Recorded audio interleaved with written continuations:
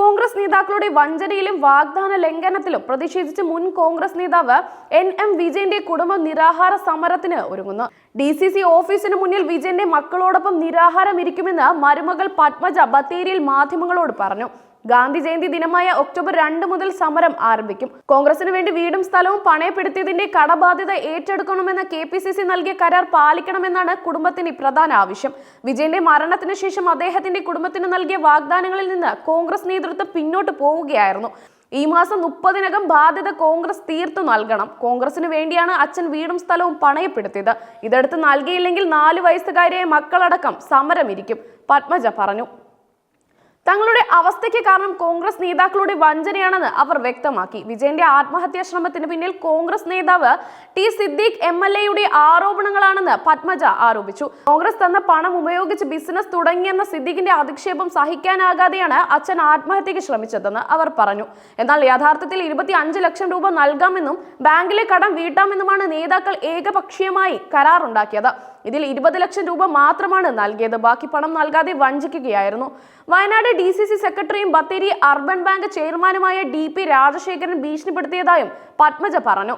Party പറഞ്ഞാൽ bank വായ്പയിൽ നടപടിയെടുക്കുമെന്ന ഭീഷണിയിൽ ഞങ്ങൾക്ക് ഭയമുണ്ട്, അവർ വ്യക്തമാക്കി.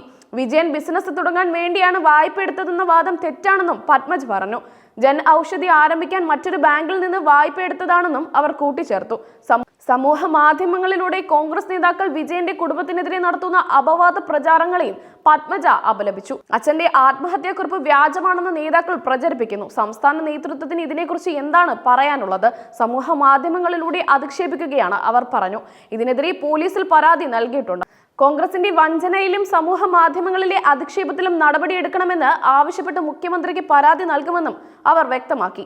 വിജയന്റെ മകൻ വിജേഷും ചികിത്സയിലാണ്. ആത്മഹത്യാ ശ്രമത്തിന് ശേഷം ആശുപത്രിയിൽ നിന്ന് ഡിസ്ചാർജായ പത്മജ വീട്ടിൽ വിശ്രമത്തിലാണ്. പ്രതിപക്ഷ നേതാവ് VD സതീശൻ വിജയനെ അറിയില്ലെന്ന് പറഞ്ഞതിലെ ക്രൂരതയും പത്മജ ചൂണ്ടിക്കാട്ടി. നേതാക്കന്മാർ NM വിജയനെ മറക്കും, ഞങ്ങൾക്ക് പറ്റില്ലല്ലോ, അവർ വേദനയോടെ പറഞ്ഞു.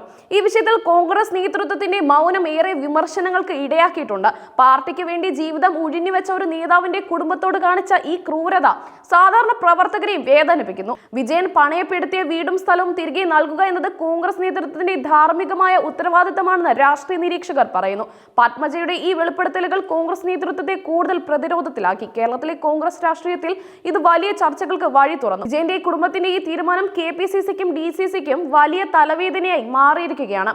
ഗാന്ധി ജയന്തി ദിനം മുതൽ ആരംഭിക്കുന്ന ഈ സമരം പാർട്ടിയുടെ പ്രതിച്ഛായയ്ക്ക് വലിയ തിരിച്ചടിയാകുമെന്ന ആശങ്ക നേതാക്കൾക്കിടയിലുണ്ട്.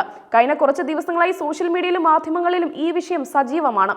കോൺഗ്രസ് പ്രവർത്തകരുടെ ഇടയിൽ തന്നെ ഈ വിഷയത്തിൽ ഭിന്നാഭിപ്രായങ്ങളുണ്ട്. ഒരു വിഭാഗം വിജയന്റെ കുടുംബത്തിന് നീതി ലഭിക്കണമെന്ന് ആവശ്യപ്പെടുമ്പോൾ മറുവിഭാഗം പാർട്ടി നേതൃത്വത്തെ ന്യായീകരിച്ച് രംഗത്തെത്തിയിട്ടുണ്ട്.